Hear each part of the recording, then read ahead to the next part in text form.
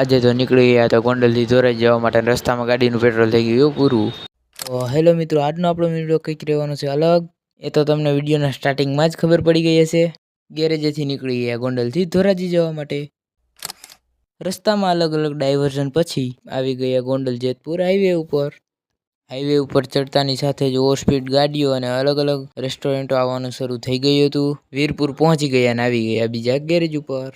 ત્યાં થોડી વાર બેસીને નીકળી ગયા ફરીવાર અમારી સફર તરફ અને જેતપુર પહોંચીને ચડી ગયા ધોરાજી હાઈવે ઉપર.